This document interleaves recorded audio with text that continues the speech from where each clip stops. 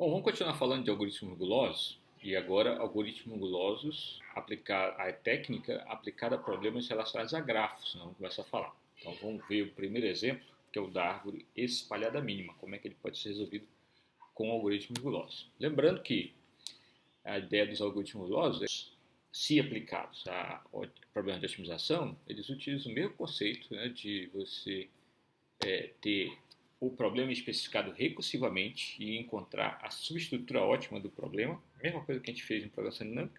Depois que você especificou recursivamente, a diferença é que você vai pensar num jeito de escolher um caminho que dá com certeza certo, se você está aplicando uma estratégia gulosa que vai levar ao ótimo, ou pelo menos escolher um caminho que dê um bom resultado, se você está tentando descobrir uma solução aproximada usando o guloso. E o objetivo do guloso é que você não tenha que seguir todos os caminhos e com isso reduza o custo da solução final. Agora vamos falar de um problema novo, que é a árvore espalhada. Né? Na verdade o problema é se a árvore espalhada mínima, mas vamos primeiro ver o conceito de árvore espalhada. Então o que é uma árvore espalhada de um grafo? É simples, é uma árvore e tem que conter todos os vértices do grafo. Então, dado um grafo como esse aqui, ó, se eu tiver uma árvore que toca todos os vértices do grafo, ela é uma árvore espalhada. Né? Então, uma característica, se vocês contarem aqui, é que o número de arestas da árvore espalhada é o número de vértices do grafo menos 1. Porque para conectar todos os vértices de um grafo por meio de uma árvore, eu preciso exatamente do número de vértices menos 1. Se tiver um a mais, tem ciclo. Se tiver menos, o grafo não foi todo conectado. Agora, dado um grafo desse, eu posso criar uma porção de árvores espalhadas. Né? E agora vem o conceito de árvore espalhada mínima. É o problema de encontrar uma árvore espalhada quando tem um grafo onde as arestas são arestas que têm pesos associados a elas, e a árvore espalhada mínima é a árvore onde a soma dos pesos das arestas usadas para criar a árvore é mínima. Né? Então você pode escolher várias árvores espalhadas mínimas para esse grafo, para cada uma delas você poderia somar o peso das arestas, e a que dá o mínimo possível é a árvore espalhada mínima, que pode ser chamada de AEM, árvore espalhada mínima, né, da sigla, ou MST, né, Minimum Spanning Tree. Bom, antes de falar em resolver esse problema, eu fiz uma consulta, é lógico que é a época do vídeo, para mostrar alguns exemplos de aplicações que tem por aí ligadas à árvore espada mínima, para vocês verem a importância disso. Porque você olha um problema desse, pensa assim, para que eu vou estudar esse negócio? Parece um negócio tão estranho. Algumas vezes, alguns de vocês vieram de curso técnico e às vezes nunca ouviram falar disso. Para que eu preciso disso? Poderia viver sem isso? É verdade, você pode viver sem qualquer conhecimento. Mas veja como é importante saber o que é o problema da árvore espada mínima, ter ouvido falar dele. Ele tem aplicações nas mais diversas áreas. Eu pensei alguns exemplos aqui, que são mais comuns e importantes. Por exemplo, a árvore espada mínima é usada muito em classificação e agrupamento de objetos. Né? Então, problemas onde eu quero ter um monte de objetos e quero classificar, separar em categorias, ou quero agrupar por algum tipo de similaridade. É bastante usado nisso aí, e aí classificação e agrupamento são coisas que têm as mais diversas aplicações práticas em todas as áreas, seja medicina, seja na construção civil, seja no comércio eletrônico, sabe? Então, classificação abre um leque enorme para a aplicação então de árvores espada mínima. Aqui tem um artigo que eu peguei na literatura falando da aplicação de árvores espada mínimas para você olhar a qualidade do projeto de experimentos. Então, um paper sobre qualidade de experimentos aqui. Um exemplo, esse segundo exemplo. Aqui um terceiro falando da aplicação para a área de processamento de imagem. Tem muita aplicação de árvore espada mínima para processamento de imagem, principalmente como parte de técnicas de segmentação de imagem. O que é segmentação de imagem? Vou dar um exemplo para vocês.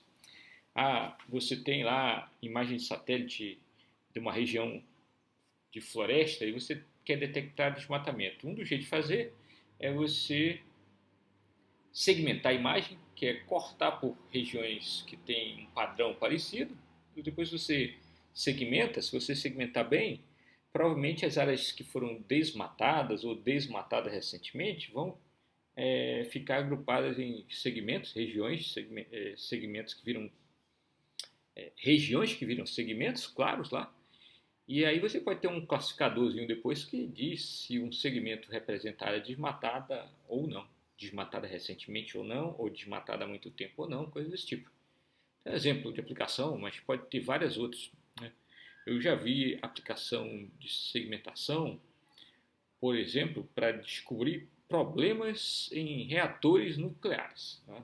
Tá, você tem reatores nucleares que têm equipamentos monitorando imagens deles e esses equipamentos tentam capturar fissuras no reator e você pode usar segmentação e aí pode usar árvore espada mínima para achar os pontos onde tem fissuras. Estou dando exemplos aí de coisas que me vieram à cabeça agora, mas tem muito mais aplicação em imagem e segmentação de imagem.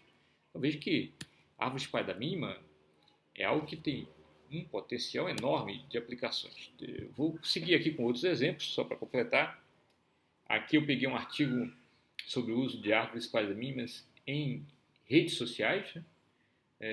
Aqui você achar um time de especialistas a partir de uma rede social. Por exemplo, você está lá no LinkedIn, quer montar um time de especialistas a partir dele, numa rede social, ou até numa rede como o Facebook, você quer descobrir especialistas em determinado assunto, tópico, tema, qualquer coisa assim.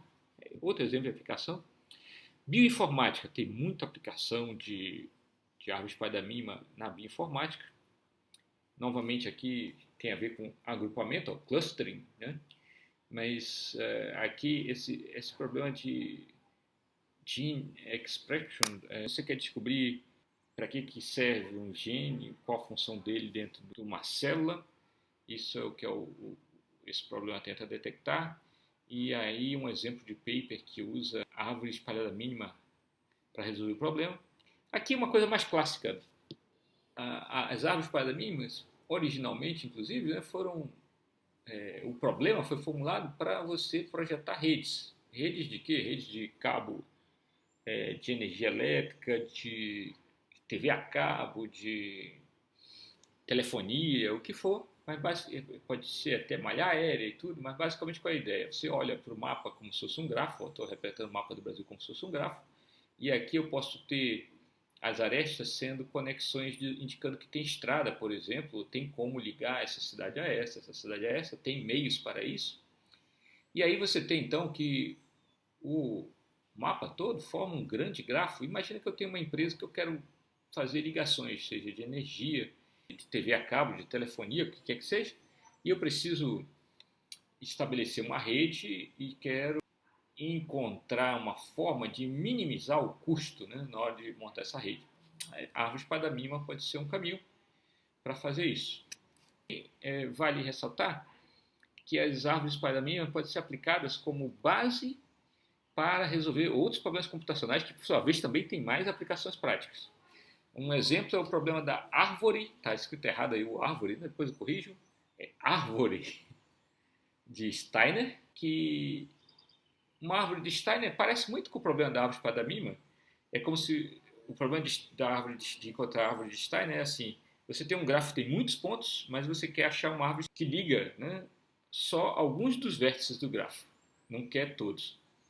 Só que na hora de ligar esses alguns vértices do gráfico, você pode usar arestas passando por vértices que não estão nesse conjunto que você quer ligar. Então, por exemplo, você tem um gráfico com 1000 pontos, 1000 vértices, e eu quero montar uma árvore de Steiner para 500 dele. Essa montagem da árvore de Steiner para 500 dele pode usar pontos que não estão entre os 500. E isso torna o problema muito mais complexo. Se vocês forem estudar a fundo, vocês vão ver isso. Uma heurística para resolver esse problema usa a árvore espada mínima, né?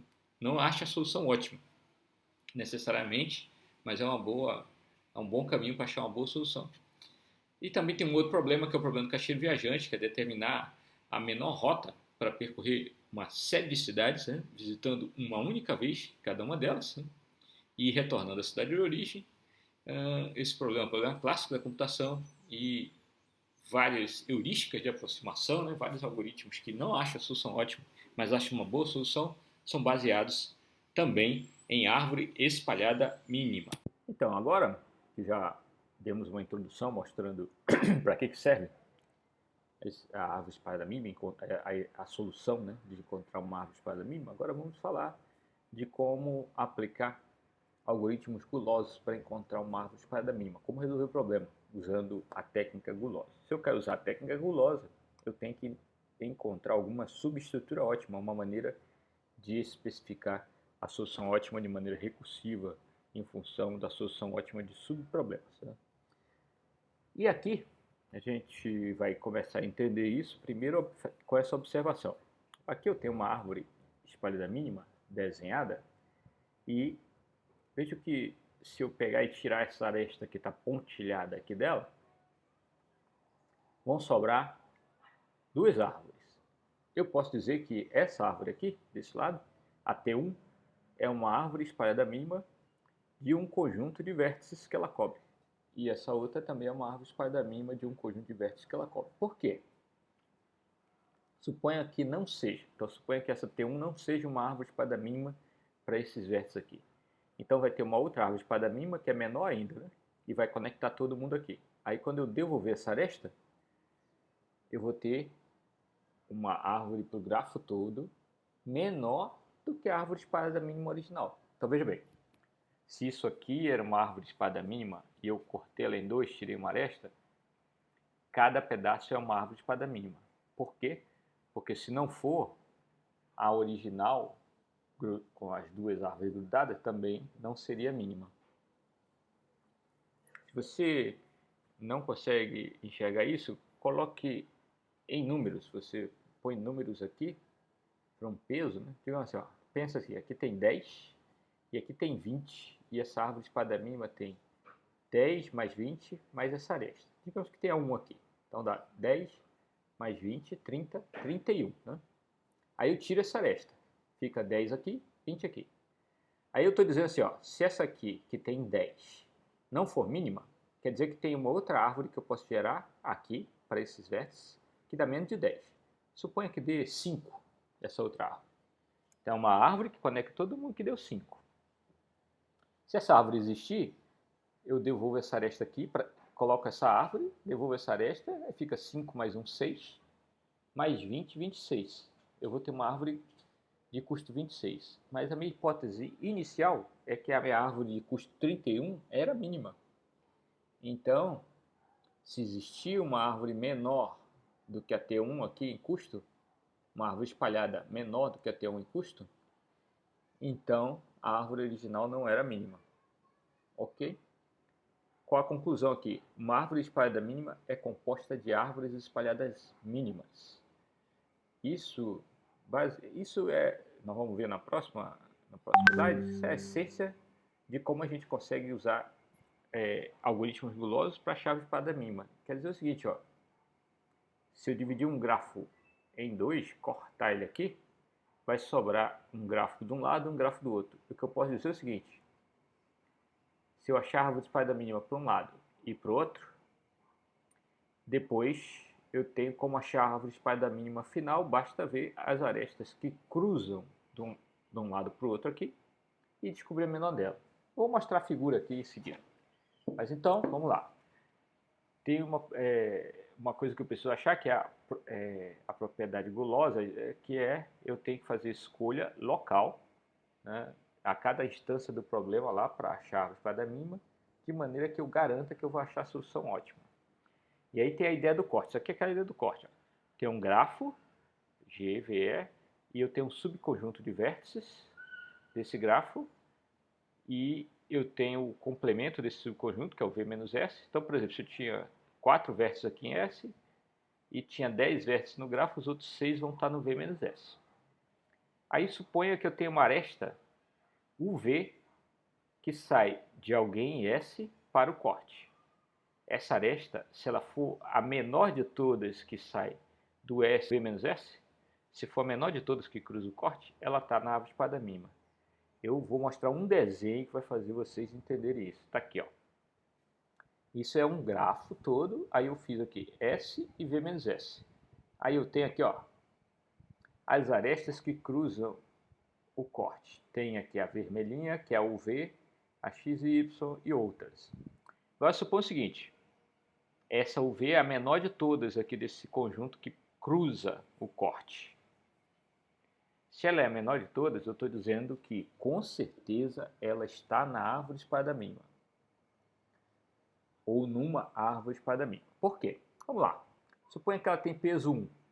Então eu tenho aqui um grafo que tem uma árvore espada mínima, aqui um grafo que tem uma árvore espada mínima, e com mais 1 de peso eu conecto esse grafo a esse outro, essa árvore espada mínima a essa outra, e vira uma árvore espada mínima global, que é o custo dessa mais o dessa mais 1. Se eu escolher qualquer outra, se eu não colocar o V na solução da árvore espada mínima, eu tenho que escolher outra do corte, senão eu não vou conseguir transformar tudo numa árvore só. Só que na hora que eu escolher a outra, qualquer outra, eu vou ter que escolher uma maior, por exemplo, a XY. XY é maior do que o V. Todas as outras vão ser maior que o V, a hipótese é essa. Se a XY é maior que o V, o custo total aqui da árvore espada mínima vai ser o custo dessa árvore aqui, mais o custo dessa árvore aqui, mais o XY. E o XY, sendo maior que o V, vai dar mais do que essa outra escolha aqui de árvore espada mínima.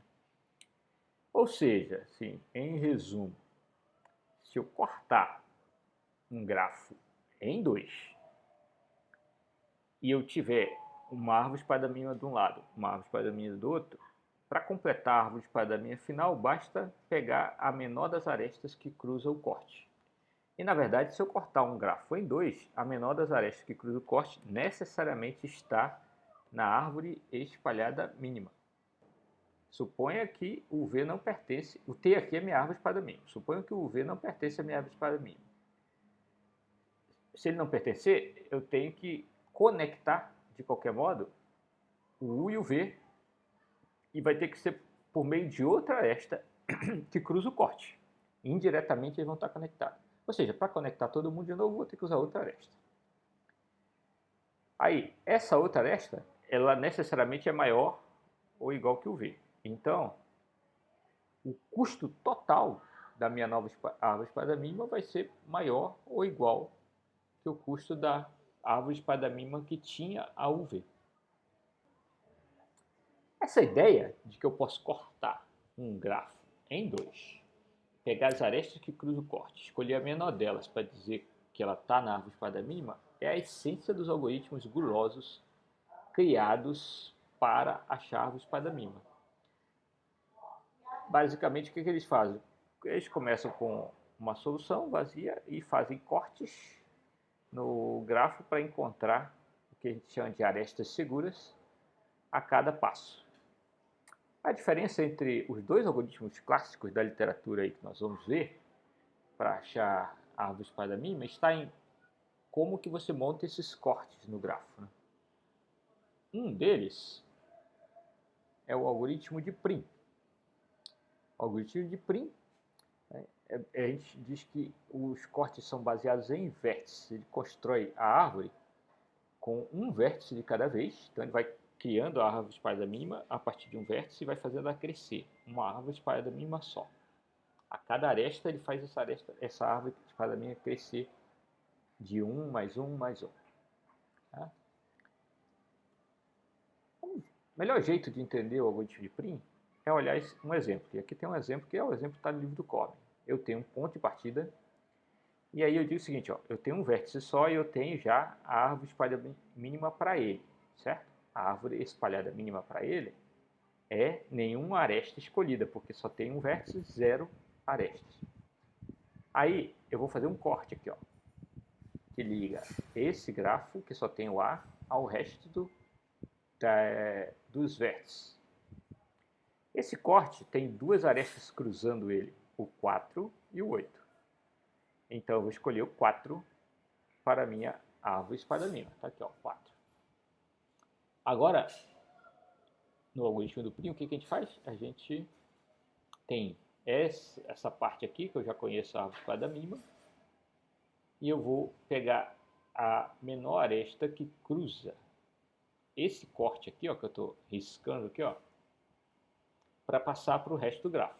E a menor é 8, podia ser tanto esse aqui quanto esse aqui. Nós vamos escolher o de cima. Aí eu tenho agora a árvore espalhada mínima pronta para esses três vértices. E vou pegar a menor aresta que cruza o corte entre essas três e o resto do grafo. Eu tenho 8, 11, 2, 4 e 7. Vou escolher o 2. Ó, o corte seria aqui, ó, passando onde eu estou passando essa seta. Você faria uma linha aqui.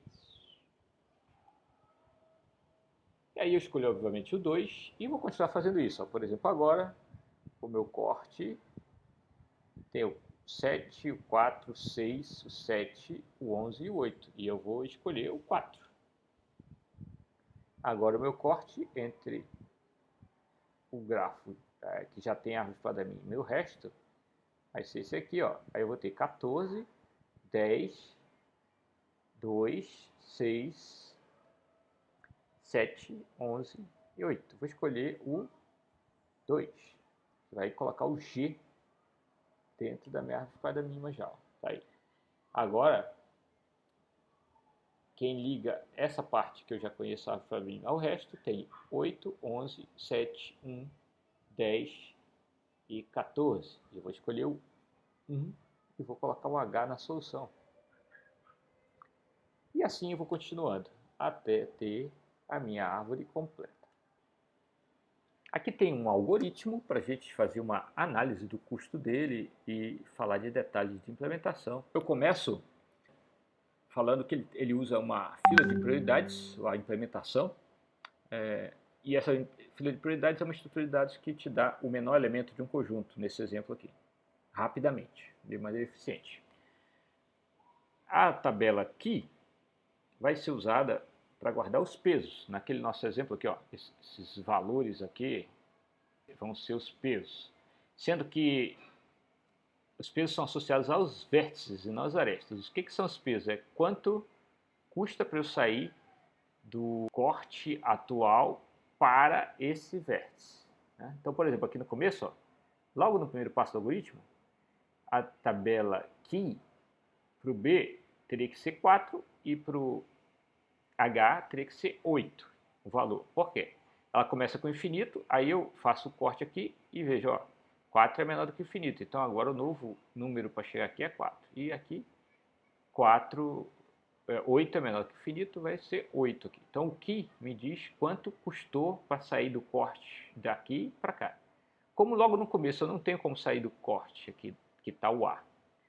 Para o resto dos outros vértices todinhos, eles vão continuar com infinito. Isso é representado aqui, ó. Todo mundo começa com infinito. Essa tabela aqui é para guardar esses pesos. E o que, do meu ponto de partida, começa com 0. A tabela π aqui vai me servir para reconstruir a árvore espada mínima. Por exemplo, quando eu faço o primeiro corte aqui, ó, o B vai ser escolhido porque é a menor aresta que está aqui.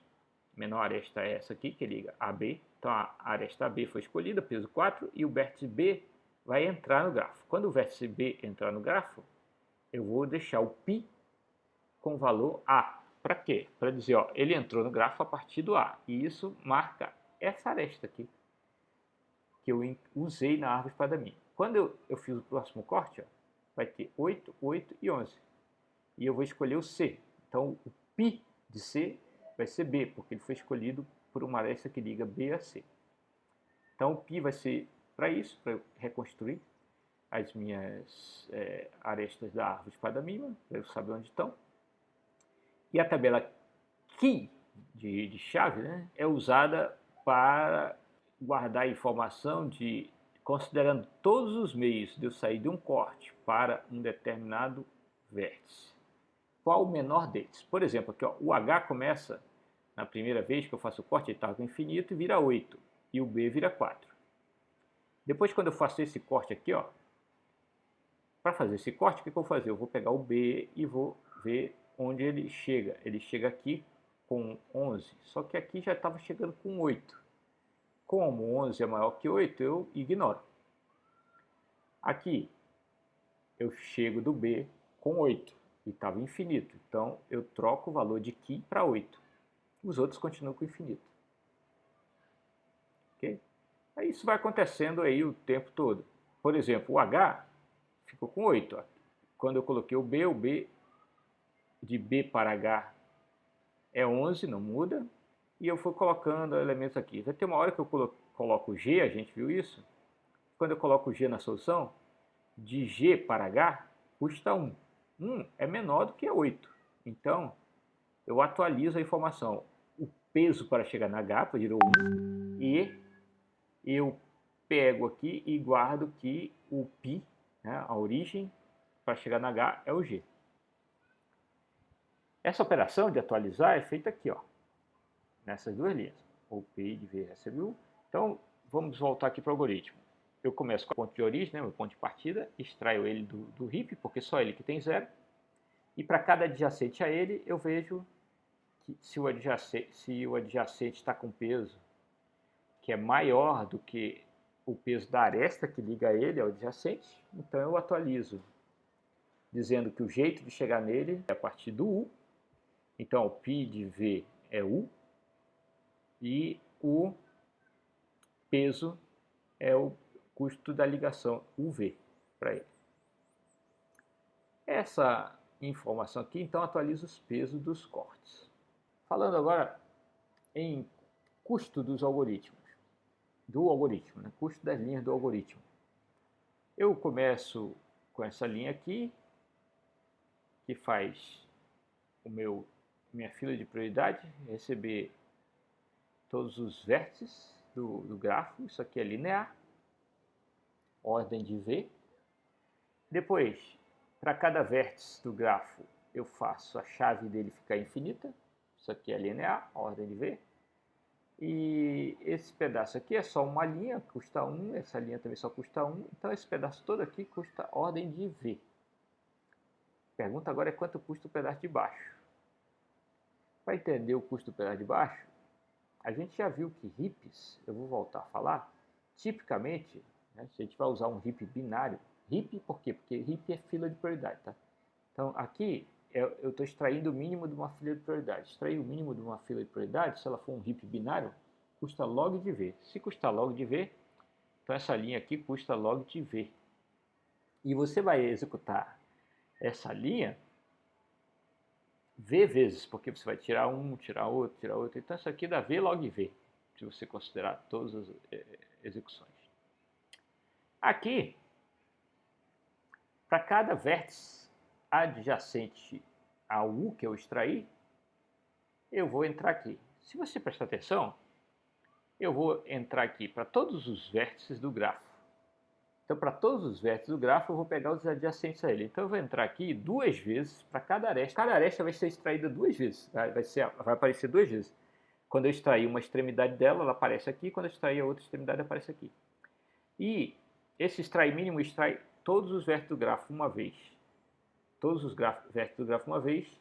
E para cada um deles, eu pego todos os adjacentes. Então, se você pensar no total de vezes que eu entro aqui nessa linha desse for, é o total de aresta vezes 2, né? Proporcional ao total de aresta. Então, é vezes.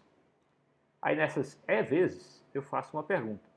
Se V pertence a quê? Quer dizer, se o vértice de destino, porque eu estou pegando aqui todos os adjacentes ao U. Todos os adjacentes ao U. Se esse adjacente ao U já ainda está na fila de prioridade, quer dizer que eu ainda não incluí ele na solução. Se eu ainda não incluir ele na solução, eu vou testar a aresta dele, ver se é a aresta que liga ele a U. Vou ver se é menor do que a informação atual para chegar nesse vértice V. E se for, eu vou atualizar. Isso aqui é aquela atualização que a gente está fazendo aqui no grafo. Ó. Por exemplo, aqui, ó, se aqui tivesse o melhor jeito de chegar. Aqui, ó, o melhor jeito de chegar ao E até agora foi 10. Tá? Então vai ter 10 aqui. No próximo passo, quando eu escolher como menor o D, Aí ele vai ver, ó, de D para E tem 9. E o melhor jeito de chegar no E era 10. Então vira 9. Isso é este if aqui, ó. Se for menor, atualiza. Então, lá é o 9, WV, é menor que 10. Então, agora vira 9, o Q de V. E o Pi vira U, quer dizer que o melhor jeito de chegar foi do U. Antes, o melhor jeito de chegar nele era do F com 10. Quando eu faço isso aqui, o Pi vai virar D, porque o melhor jeito de chegar foi o D. E o Q de E, a chave de E, 9. Eu confesso que eu gosto mais de ensinar isso no quadro, como eu estou temporariamente sem quadros para ensinar, estou fazendo esse vídeo. Talvez eu agregue aí um exemplo usando quadro, é mais fácil no futuro, mas vamos ver se te anda aqui. Então, olha só, tudo isso que eu falei para chegar aqui e dizer, olha, tem E vezes essas linhas sendo executadas, certo? Agora, se isso aqui vai ser executado no pior caso E vezes, eu vou ter poderia ter um custo E aqui, porque você vê um comando. Só que esse comando aqui, ó, quando eu atualizo a chave de um vértice, essa chave é a chave da minha fila de prioridade. Né? Eu estou atualizando, ó, a chave sempre de alguém que está no que ainda está na minha fila de prioridade. Está na fila de prioridade. Então, quando eu faço isso aqui, eu estou de fato mexendo numa chave do heap. Quando eu mexo numa chave do heap, eu tenho que reconstruir o heap. Se vocês lembrarem lá, quando a gente falou de heap, quando eu mostrei o heap sort, você vai ver que quando você muda o valor de uma chave, para você rearrumar o heap, essa chave vai subir ou descer no heap e no máximo log do número de elementos. O número de elementos desse heap aqui é V, então é log de V. Essa linha aqui custa log de V. Mexer numa chave do heap, essa chave aqui é uma chave do heap, custa log de V. E por conta disso, eu tenho, cada vez que eu executo essa linha, é a ordem de log de V, e eu tenho E vezes que eu posso passar aqui, fica E log V o custo. Sobre a fila de prioridade, eu estou falando em fila de prioridade que vai usar um heap binário. Tá? O heap binário, a gente vai construir ele em tempo linear. Por que a gente vai construir em tempo linear? Porque esse heap começa com todas as chaves iguais, todo mundo com infinito. Para construir um heap com todo mundo com infinito, é O de 1 inserir cada elemento, porque se todas as chaves são iguais, não interessa a ordem dos elementos, vocês formam um heap. Você não tem o que construir. Então, construir é só inserir os elementos no vetor com peso infinito. E quando eu vou colocar a origem como zero, eu posso só mover a origem para a primeira posição do vetor, que ele fica na raiz do heap. Então, em O de n, a gente constrói essa fila de prioridade se ela for um heap binário. Aí depois eu tenho que ficar extraindo o mínimo, que custa logaritmo, porque quando você extrai o mínimo, você tem que rearrumar o heap. E eu tenho que atualizar pesos, que custa log de n também, então todas as operações demais no heap binário são log de n.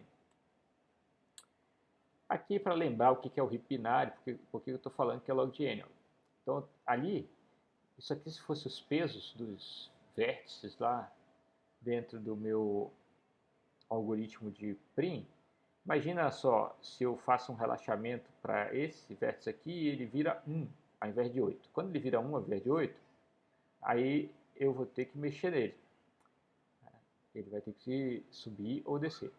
Nesse exemplo aqui, eu colei a figura do heap sort, onde eu queria um heap de máximo. Né?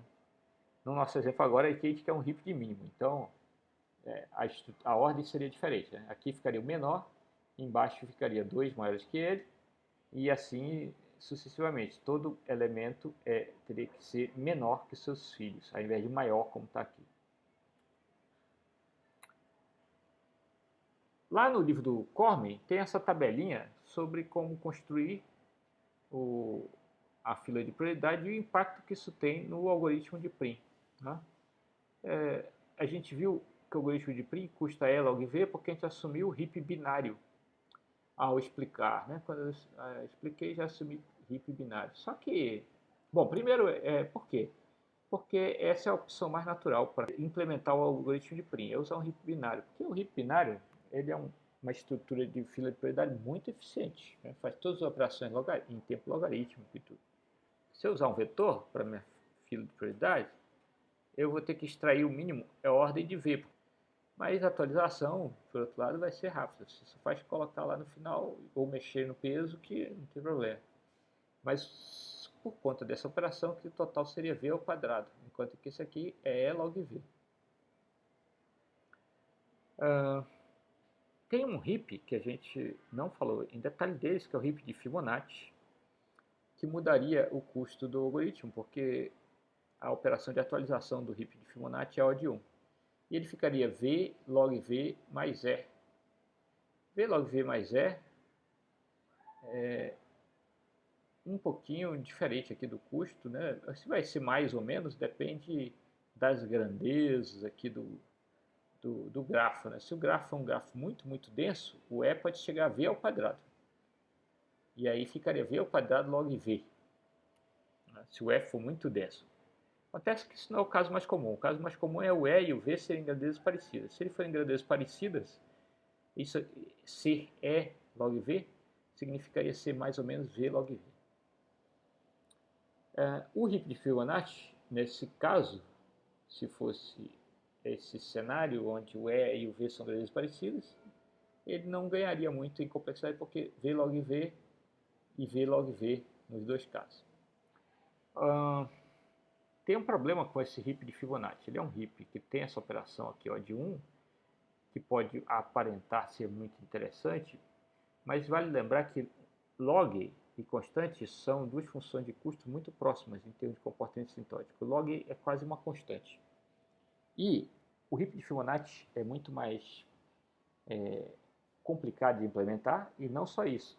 O custo de uma operação no heap de Fibonacci costuma ser muito alto. As constantes que a gente chama, né? Apesar de ele ter custo, por exemplo, de atualização constante, essa atualização é constante, mas é cara, né? Constante no sentido de ela não muda tanto quando você aumenta o número de elementos do heap, mas ela é cara mesmo quando você tem poucos elementos no heap e tudo. Na prática, então, para que o heap de Fibonacci ganhe do heap binário, você tem que ter uma quantidade de elementos muito grande, seja em qual for a aplicação. E por conta disso, né, o que se fala nos artigos sobre algoritmo de Prim é que usar o heap de Fibonacci não é uma alternativa prática muito boa, apesar de, na teoria, ele ter um impacto na complexidade dos algoritmos. Na prática mesmo, o que se usa é o heap binário porque ele é muito rápido, é uma estrutura de dados muito simples com comportamento assintótico muito bom, porque logarítmico é quase constante. No próximo vídeo nós vamos ver o algoritmo de Kruskal, que é a outra abordagem para achar a árvore espalhada mínima, que usa uma estratégia de separação, né, de cortes diferente da do Prim.